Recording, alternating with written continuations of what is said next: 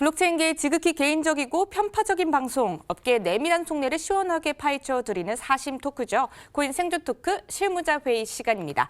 오늘도 치열한 코인판 선봉에서 열일하고 계신 두 분 모셨습니다. 디핀의 정윤성 이사, 파이엑스고의 김기성 매니저, 이 두 분과 함께하겠습니다. 두 분 어서 오세요. 안녕하세요. 네, 이번 주도 역시나 뜨거운 이슈들 가득했는데요. 어떠한 안건들이 올라왔는지 화면을 통해 만나보겠습니다. 정부가 올해 안에 암호화폐 과세 기반을 마련할 것을 예고했습니다. 업계는 암호화폐 과세 적용 항목에 촉각을 곤두세우고 있습니다. 정부가 총 118억 원의 예산을 투입해 블록체인 공공선도 시범 사업과 민간주도 국민 프로젝트를 추진합니다. 블록체인 기술력 입증과 대규모 실증 사례 확보에 업체 간 치열한 경쟁이 예상됩니다. 텔레그램이 2018년 ICO로 17억 달러를 모금하는데요. 미국 증권거래위원회가 텔레그램의 2018년 ICO는 서버 사용료를 낼 돈을 마련하려는 목적이었다고 주장했습니다. 영국 등 6개국의 중앙은행에서 또 CBDC를 공동 연구를 진행한다는 소식이 들려왔습니다. 향후 자국 내 CBDC 잠재력 평가와 의견 교환이 계획돼 있다고 합니다.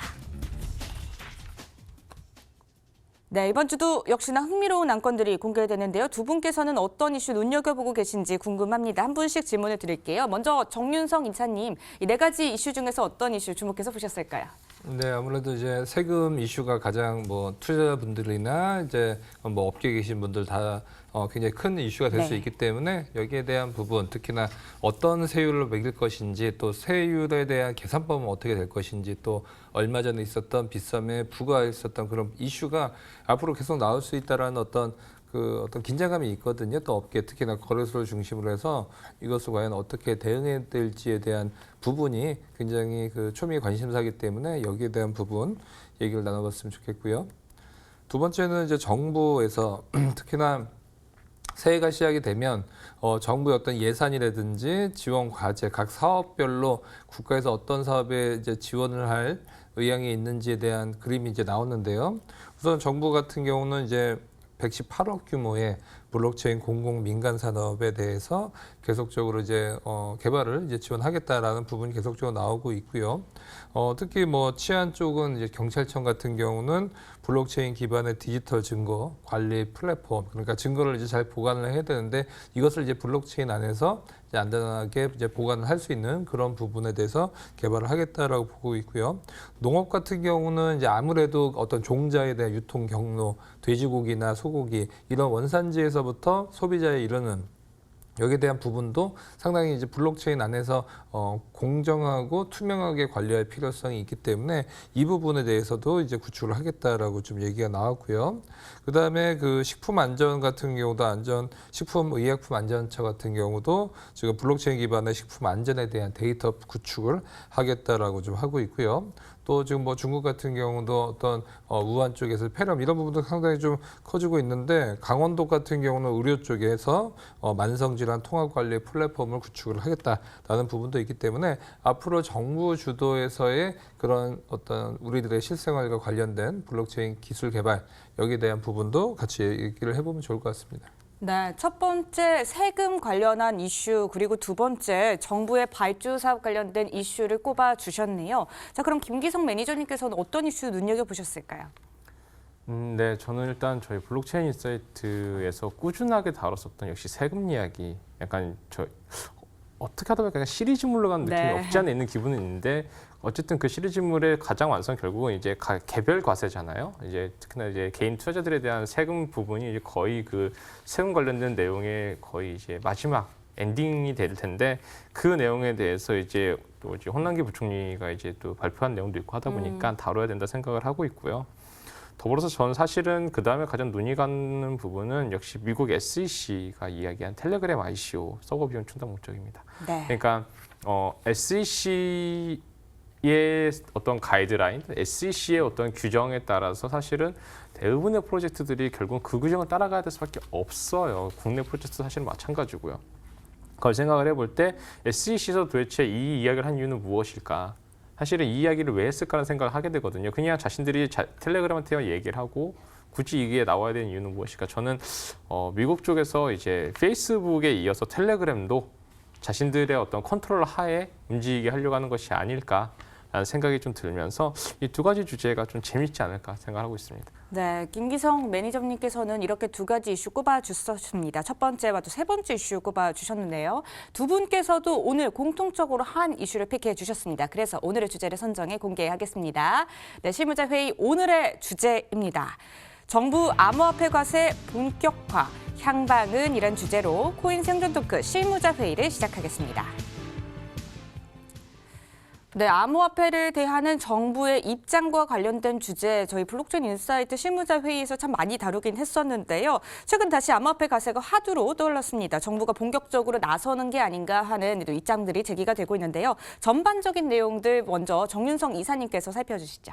네, 우선은 정부에서는 앞으로 기존은 네. 암호화폐뿐만이 아니라 계속적으로 어떤 세금에 대한 증세에 대한 이슈가 이제 장기적인 뒷받침이 되고 있고요. 여당이든 야당이든 어쨌든 간에 국가를 주도로 하고 있는 어떤 복지국가 이런 부분에 계속적으로 로드맵이 되어 있는데 큰 의미에서 정부 입장에서 생각을 해볼게요. 지금 정부 입장에서 보면 세금을 걷어야 됩니다. 앞으로 세금도 계속 걷고 계속 세금을 정부에서 적게 쓴다고 한 적은 한 번도 없었거든요. 계속 늘리고 있는데 이런 부분 봤었을 때는 어떤 소득이 있는 곳에 세금이 있겠죠. 그런데 어떤 경기 성장률도 떨어지고 세금 거둘 만한 데가 마땅히 없습니다. 기존에 걷고 있는 데서 세율을 올리자니 어떤 반발의 예상이 되고 있기 때문이죠.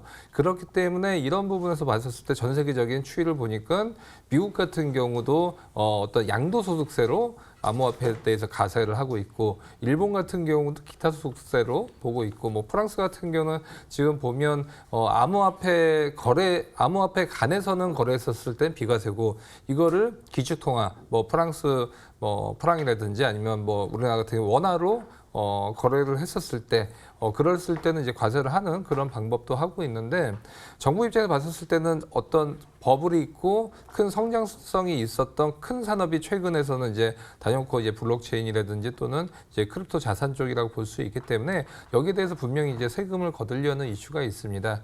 하지만 이것이 거두려고 했던 액션이 이제 매끄럽게 가냐? 아니면 조금 정부 부처 간에서도 불협화음이 보여주면서 좀 불안한 모습을 보였냐라고 보면 후자 쪽에 좀 가깝다라고 볼 수가 있거든요. 왜냐하면 지금 법률적으로는 암호화폐에 대한 어떤 자산에 대한 규정을 하지 않은 상태에서 세금을 좀 거두려고 하는데 세금에 대한 어떤 그 국세청에서의 어떤 부분이 없이 이번 같은 경우 특히나 이제 얼마 전에 있었던 빗썸에 외국인 대상의 원천 징수를 왜 안 했냐라고 하는데 이런 것들이 이제 돌발적으로 나왔을 때는 이제 현업에서 산업을 진행을 하고 있는 관계자들 같은 경우 사업을 진행할 때는 어떤 테두리 안에서 정부의 보호 아래서 열심히 이제 돈을 벌려고 해도 돈을 벌기도 굉장히 힘들거든요. 그런데 이것을 이제 정부의 테두리에서 보호를 받는 것이 아니라 정부의 어떤 눈치라든지 정부가 어떻게 될지에 대한 불안정성이 강해지면 사업을 하기가 굉장히 좀 어려워질 수도 있거든요. 그래서 지금 봤었을 때는 정부의 어떤 매끄러운 그런 부분이라든지 아니면 업계 관계자들의 대화가 오고 가고 난 후에 어떤 식으로 과세를 하겠다라는 로드맵이 나오지 않고 지금 우후죽순 나오고 있기 때문에 계속적으로 어떤 그 뉴스나 이런 데서 추측성의 보도가 나오고 있다라고 좀 볼 수가 있고 지금까지는 봤었을 때는 이제 기타 소득세로 해서 20%의 과세를 하는 방향으로 지금 되고 있다라고 요약을 해볼 수 있을 것 같습니다. 네, 정부의 암호화폐 과세 방안 관련된 전반적인 상황을 짚어주셨는데요. 자, 그렇다면 논란의 중심에 있는 암호화폐 과세 관련해서 이 핵심 쟁점이 무엇이라고 생각하시는지 김기성 매니저님의 의견이 또 듣고 싶네요.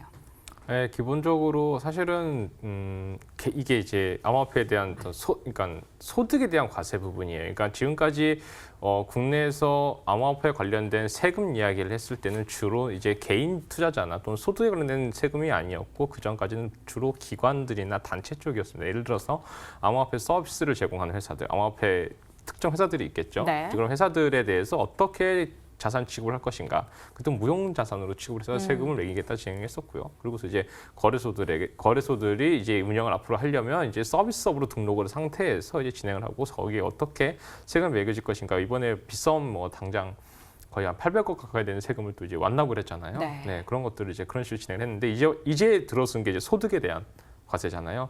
이 소득에 대한 과세는 사실은 뭐 많은 분들이 되게 여러 가지 분분했었어요. 그냥 증권 따라서 그냥 거래세를 내면 안 되겠느냐, 또는 뭐 양도소득을 받는 게 어떻겠느냐, 여러 가지 이야기가 많이 나왔었지만 현재 오늘 기사죠. 이제 오늘인가요? 어젠가요? 제가 약간 헷갈리는데 이제 홍남기 부총리 통해서 이제 기타 소득으로 갈 것 같다라는 식으로 이제 아예 이제 인터뷰가 나와버렸습니다. 그래서 기타 소득 같은 경우는 이제 아시다시피 이제 지급액의 60%는 일단은 필요 경비로서 이제 충족을 하고요.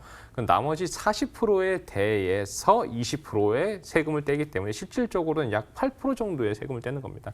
소득이 발생하는 경우에 8% 정도의 세금을 떼는 경우고요. 만약에 손실이 난 경우는 이런 경우는 또 이제 세금을 내지 않게 되는 경우가 되기 때문에 쟁점이라기보다도 이제는 기타 소득으로 이제 좀 어느 정도 방향성을 잡은 것이 아닐까. 예, 그러니까 방금 전에 조현생 선생님 말씀하신 대로 이제 되게 부처 간에 막 어떻게든 간에 좀 다른 막 자기들 쪽에 이익이 되는 방향으로만 얘기했었거든요. 근데 이제는 경제부총리 얘기를 하는 이 입장에서는 이제는 어느 정도 방향을 정해진 것이 아닐까라고 저는 생각을 하고 있고요. 그렇다면 이제 이게 쟁점이 되는 거죠. 뭐야, 처음 20% 세금 때리는 줄 알았는데 사실 따지고 보면 8%거든요. 네, 그러니까 되게 이런 것들이 이제 좀 커뮤니티에서 좀 잘못된 정보를 많이 돌았었어요. 네. 이게 그러다 보니까 막 20% 세금 나가면 큰일 난 거 아니야? 막 큰일 났다. 그 전에 다 던지고 나갈 텐데 그러면 차트 다 망가지겠네. 가격 폭락하겠네. 이런 얘기가 많았었는데 사실은 그것이 아니라는 점도 좀 확실하고 싶고요. 네, 저는 도리어 기타 소득 8% 정도 소득을 내는 것이면 네, 굉장히 좀 이렇게 좋은 어떠한 취지가 아닐까 저는 생각을 하고 있습니다. 네, 세금 관련된 커뮤니티의 반응까지 또 함께 덧붙여서 설명을 해주셨는데요. 이 내년 새벽 개정안에 암호화폐를 포함시킬 것이라는 전망이 또 드러나고 있는 상황인 것 같습니다. 그렇다면 정부의 속내는 어떻게 파악을 해봐야 될지 이 점도 궁금한데요. 정윤성 이사님 생각에는 정부의 숨은 속내 무엇이라고 생각하시나요? 네, 아무래도 뭐 세금을 이제 걷겠다는 거겠죠. 이제 아무래도 세수를 계속 증대를 해야 되는 그런 측면에서 암호화폐 같은 경우는 굉장히 좀 매력적인 그런 수단이라고 좀 볼 수가 있고요. 뭐 최근에는 이제 수익이 나진 않았었기 때문에 사실은 세금이 뭐 이렇다게 뭐 거친다라고 보기 힘들겠지만 과거로 이제 소급 적용을 했었을 때는 상당히 초기에 수익을 많이 냈던 그런 어떤 투자자들도 많이 있을 수가 있기 때문에 여기에 대한 부분을 소급 적용을 할 것인지에 대한 부분 굉장히 좀 앞으로 어떻게 나올지 좀 봐야 될 필요성이 있어 보입니다.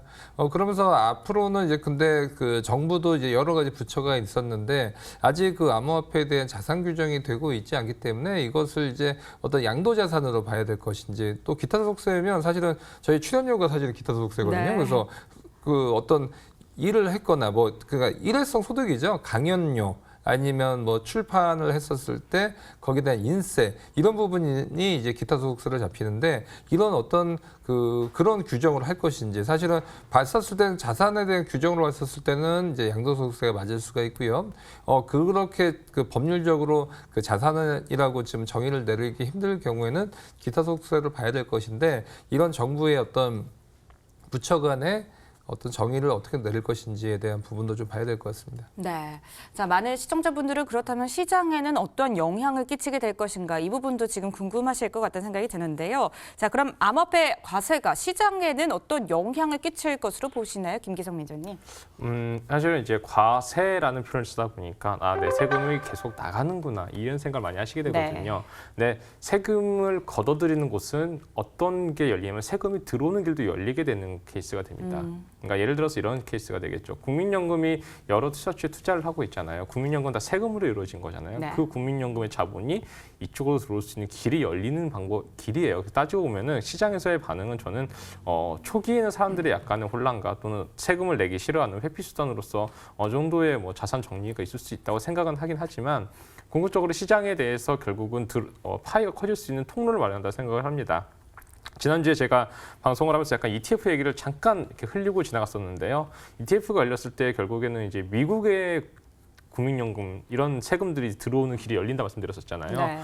우리나라는 사실은 세금을 여러분 그렇게까지 심하게 걷는 나라는 아니에요. 미국은 거의 50% 가까이 세금을 내는데 그 세금이 전부 다 암호화폐 쪽으로 들어올 수 있는 길이 열린다 생각하시면 이 시장의 파이가 커지는 거는 정말 자명한 일이 될 거고요. 조금만 더 이렇게 가볍게 말씀드리자면 세금을 부과하는 그곳에 자본이 몰리는 건 사실입니다. 엄밀히 말씀드리면 단적인 예를 들면 로또가 있겠죠. 로또 같은 경우는 사실 언제나 음지에서 움직였던 것이었다가 세금이 부과가 되면서 전 국민한테 모든 것이 오픈이 됐어요. 그래서 로또 산업이 엄청나게 올라갔었잖아요. 네. 그래서 전 국민이 로또를 불법으로 생각하지 않습니다, 절대. 네, 그러니까 세금이 부과됐기 때문에 그렇게 된 것이거든요. 그래서 지금 이 상황도 그렇게 보시면 될 것 같습니다. 세금이 부과가 되고 더 이상 암호화폐가 사기가 아니다, 정당한 어떤 투자처다. 그러면서 파이가 커질 것이다라고 보시는 게 맞는 것 같습니다. 네, 시장 파이가 커질 수 있는 기회라고 보고 계신데요. 정윤성 이사님은 이 생각에 동의하시나요? 네, 우선은 앞서 얘기했다시피 사실은 제일 중요한 거는 뭐 육성도 아닙니다. 네. 어떤 그 불안정성, 그러니까 매매를 하면서 내가 이게 맞는 건지 의아하고요. 또 사업을 하는 사람도 내가 이 사업을 해도 정부에서 이걸 어떻게 봐야 될지 그런 불안정성이 있었을 때 상당히 위축이 되는데 세금을 거둠으로써 거기에 대한 어떤 정부에서의 여기에 대한 어떤 그 기타 소득세나 양도소득세 어떻게 바라볼 것인지에 대한 정의가 나오고 나서 이제 세금을 가둘 가능성이 크기 때문에 기존에 있었던 어떤 불안정성이 없어진다는 측면에서 어떤 그 이후로는 조금 더 색안경을 꼈던 그런 사람들도 좀 좋게 좀 볼 수 있는 그런 시장이 열리지 않나 싶습니다. 네, 불안정성이 없어지고 색안경 끼고 있던 사람들도 좀 시야가 바뀌지 않을까 이렇게 기대하고 계신 것 같습니다. 그럼 오늘 이야기 나눈 안건에 대해서 두 분의 한 줄 평을 들어보도록 할게요. 먼저 김기성 매니저님께서 한 줄 평 내려주실까요? 네, 저는 세금 너무 걱정하지 마세요라고 이제 한 줄 평을 내렸습니다. 세금을 낼 수 있다는 건 여러분들의 어떤 투자 수익이 월등히 낮다는 것을 의미하시고요. 세금 내는 게 무서워서 로또 당첨을 싫어하는 분은 없다고 저는 생각을 하기 때문에 세금을 걱정하는 것보다 이곳에서 안전한 투자처로서 적절하게 투자를 하시고 수익을 잘 내시길 더 바라겠습니다. 네, 세금 너무 걱정하지 마세요라고 한 줄 평 내려주셨고요. 정윤성 이사님도 내려주시죠. 네, 저도 비슷한 게인데 소득이 있는 곳, 또 수익이 있는 곳 있을 때만 세금을 걷는다라고 보시면 될 것 같습니다. 뭐 손실하는데 세금 걷는 거 아니고요. 수익이 나면 기분 좋게 이제 어떤 세금을 낼 수 있고 그 나머지 금액은 내가 정정당당하게 받을 수 있는 그런 게임의 룰이 생긴다라고 보시면 될 것 같습니다. 네, 알겠습니다. 오늘 두 분과 함께 가감없는 토크 나눴습니다. 다음 주에 더 재밌는 주제로 찾아뵐게요. 함께해 주셔서 고맙습니다.